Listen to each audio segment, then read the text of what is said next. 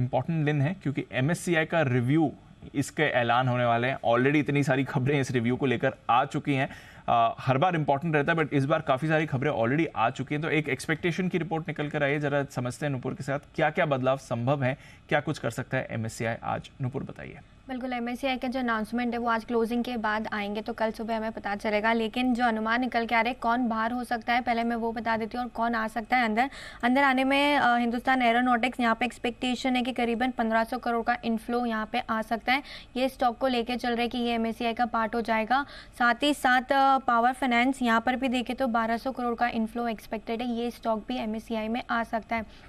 अब बाहर कौन जाने वाला है, उसमें इंडस टावर करीबन 680 करोड़ का आउटफ्लो यहाँ पर एक्सपेक्टेड है। बाजार लेके चल रहा है कि 600-700 करोड़ तक का आउटफ्लो यहाँ पे इंडस टावर में देख सकते हैं।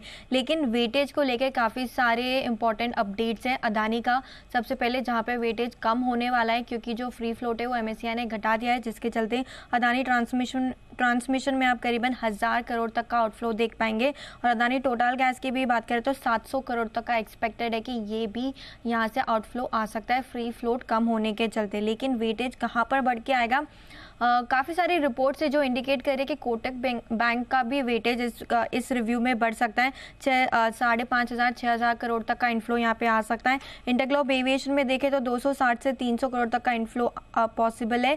संवर्धन मदरसन सुमी में देखें तो 150 से 200 करोड़ तक का इनफ्लो यहाँ पर भी आ सकता है। और जोमेटो में देखें तो 150 से 200 करोड़ तक का इनफ्लो यहाँ पर भी आ सकता है। सब ये मान के चल रहे कि कोटक बैंक का इनफ्लो इस रिव्यू में बढ़ सकता है। लेकिन हमने एक स्टोरी की थी और हमने बताया ताकि MSCI के जो HDFC के साथ जो फैक्टर को कम रखा था, अब सूत्रों के हवाले से ये पता चल रहा है कि MSCI जो है वो बैंक का वेटेज फिलहाल इस रिव्यू में नहीं बढ़ाने वाली है।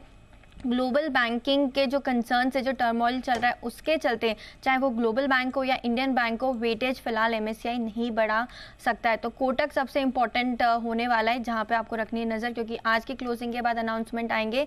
बाजार लेके चल रहा है अनुमान 6000 करोड़ का इनफ्लो, लेकिन अगर MSCI नहीं बढ़ाता है यहाँ पे वेटेज तो इनफ्लो पॉसिबल नहीं है। तो आप कह रहे हैं कि एक तरफ तो संभावना है कि वेटेज नहीं बढ़ेगा, बट एक तरफ अनुमान भी है कि शायद बढ़ सकता है क्योंकि वो उनके कैलकुलेशन के हिसाब से बढ़ सकता है।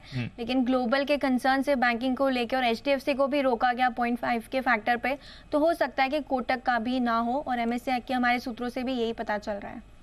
ओके, तो चलिए देखते हैं क्या इवेंचुअली अगर आता है कि नहीं। नोवामा की रिपोर्ट तो कह रही है कि शायद कोटक में बढ़ सकती है, बट उसके सामने ये भी रिपोर्ट्स हैं कि शायद नहीं होगा इस बार।